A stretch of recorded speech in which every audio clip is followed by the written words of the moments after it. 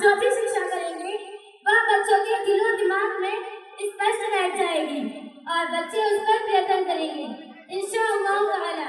number 1, जब बच्चा